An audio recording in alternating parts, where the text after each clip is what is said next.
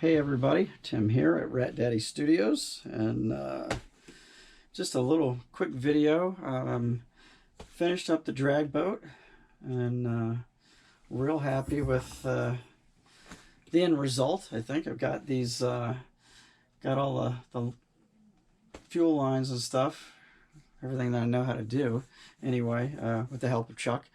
Got it all hooked up. I'm sure there's a million other lines that could go on it, but I'm not that much of a detailer for one thing, and I'm just kind of over it, ready to get finished. But I'll show you what we got going on here anyway. So on the turntable. Yeah, so I showed you pretty much most of this thing before, and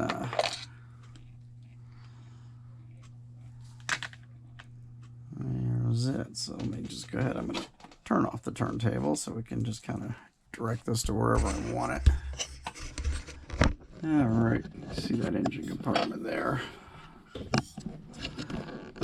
Yeah, so I just did the fuel lines off the fuel tank down to the fuel pump, and then up to the supercharger here. And other than that, just I did plug lines and some battery cables. But I like it. I think it looks good enough for what it is, and I'm pretty happy with the end result on this. And I mounted this on this blue plexi base just for ease of movement, and of course this stuff is staticized like crazy, so dust and everything sticks to it. But yeah, so I'm pretty happy with that. So on to the next thing. And of course we had what did you buy Wednesday? So let me get this puppy out of the way here. I actually didn't buy a whole lot, but I'll show you this. And this came in this little coffin straight from China. And this is a funny story connected to this. Oh, and somebody asked me about this little chopper, so I'll show you that in just a second. So yeah, I ordered this from one of those goofy, Chinese companies with free shipping, and the prices are fairly cheap. This particular company makes a ton of those perverted X-rated women kits, and Velma, and from Scooby-Doo with big boobs and all that stuff. So, but anyway, this is kind of stolen off of the artwork of one of my favorite artists, Coop. I don't know if you guys are familiar with him. He is a custom culture artist, been around a long time in the industry, and it does just a lot of really wild stuff. And you can look him up on YouTube. He's got a really killer collection. Also, he collects like vintage robots, Transformers, and a lot of those other robots from the 70s and 80s, stuff like that. He does a lot of really big stuff. But one of the things that a lot of you might be familiar with is his Devil Girls. He does a lot of these Devil Girls, like posing with tires and stuff like that.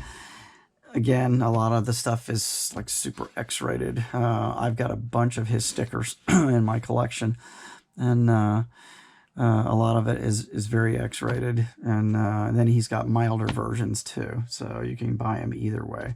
Won't go into the details, but anyway, this piece is pretty much stolen from his artwork. My buddy Sonny DePalma loved to do these. Well, we called them devil dolls. He had his own different looking girls, but the same idea, and they were just like devil chicks, and that's what this is. So this is in 1/16 scale, and she's made to kind of, and this is probably something you would be familiar with. You've probably seen this artwork, and I don't know if I can get this to stand up, but basically, yeah, she's probably not going to stand. Yeah, anyway, I'll hold it. So she's got the tires stacked up. She's leaning over the tires. comes with a tail. The tail actually has a little fitting on it where it plugs in like that. So she looks like that.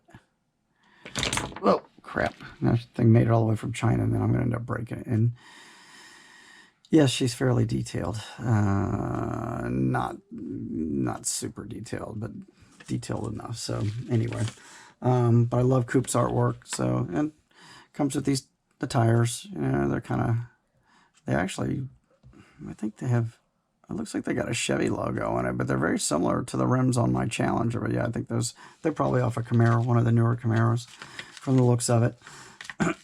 So anyway, yeah, so this, and the really wild story about this is I've been waiting on this. And when you buy this stuff, they have free shipping, but it is like the most generic, crappy shipping company on the planet that they have delivered this stuff. So, what do you want for free, right?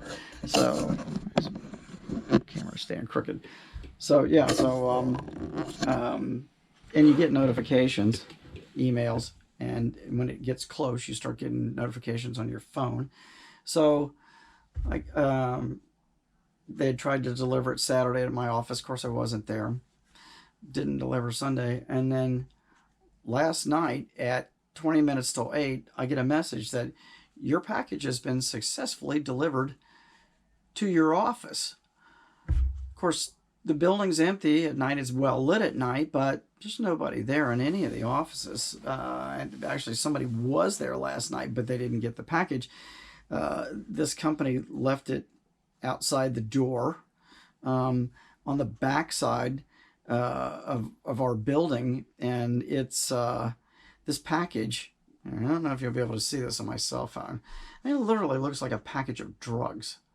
It's in this white plasticky material. It looks like a little bale, you know, and they left it outside of my landlord's back door on the back of our building. I drove down there. When I got the notification, I told my wife, so I got to run down there. They just delivered the package. So I ran down there, and of course, the whole front of the building, there's 3 of our offices on the front, nothing there. And I thought, okay, it says it's delivered. We do have homeless people and stuff in the area, but not pointing a finger at them. And I thought, maybe somebody grabbed it already. Maybe they thought it was drugs or something. Who knows? But anyway, so I decided to walk around the perimeter of the back of the building, and sure enough, there it was sitting outside my landlord's back door.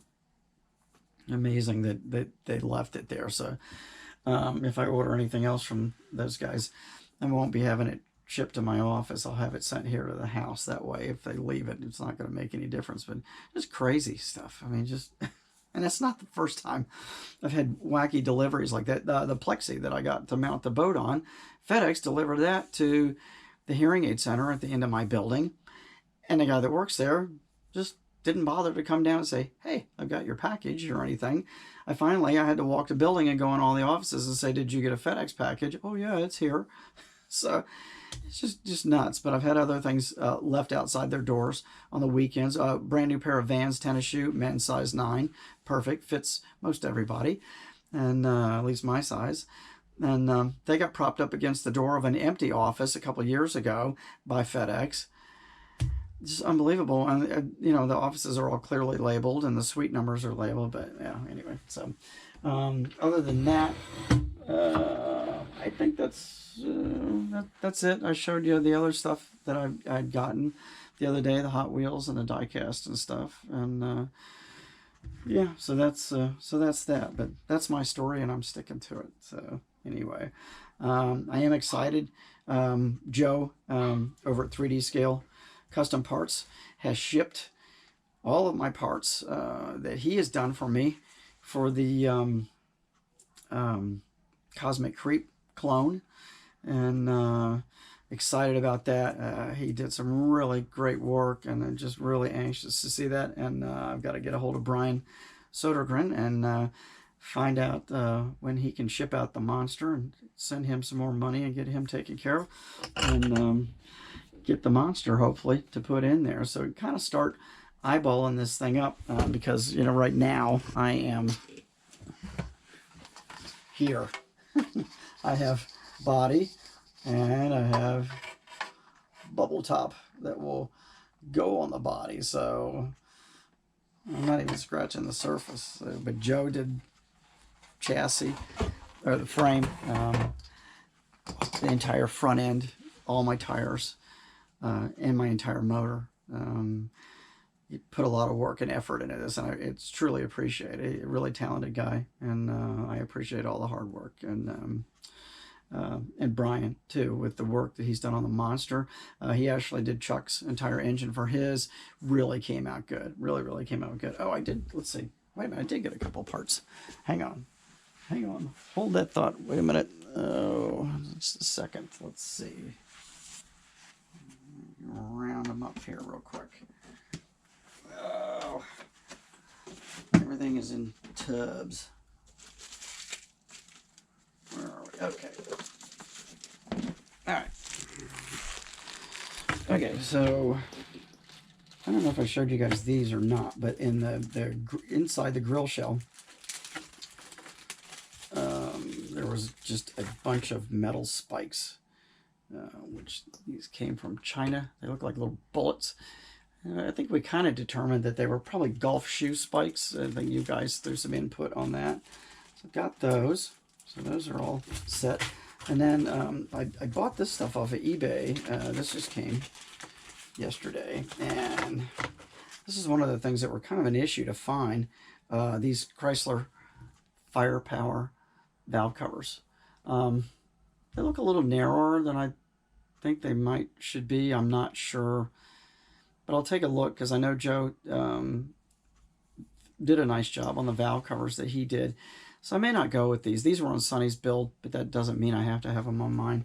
And that's the thing. We are definitely, Chuck and I both are making these builds our own. Even though Sonny's build is the inspiration, we're just kind of taking it a step in our own direction. Got this cool little tiki. I think you can see him. Little teeny tiki shift knob. He's hard to see. And then I got a skull shift knob too from the same. This is an eBay vendor. Resin cast. So yeah, so nice. And these valve covers are, this is $8 for these valve covers. I mean, you know, Joe had been killing himself trying to make the doggone things, and a lot of research and effort into getting, you know, finding this stuff. And then I ended up running across them for $8 on eBay. Go figure. So anyway, but that's pretty much all I got for you right now. So gonna fire into getting the primer work done on the Space Age hot rod, and I'm painting on a project which I'll show you guys later. A figure for my daughter for Christmas. My daughter Ashley is a big Calvin and Hobbes fan, and so am I. And so I'm painting one of the 3D printed figures. I think I showed you the two separate ones. I had a Calvin, and one is Spaceman Spiff, and the other one is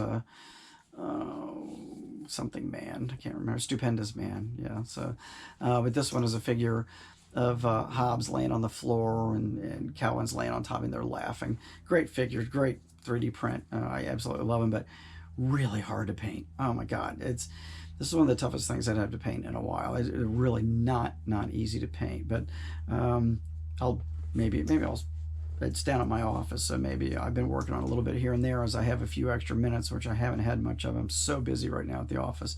Busy season's cranking up.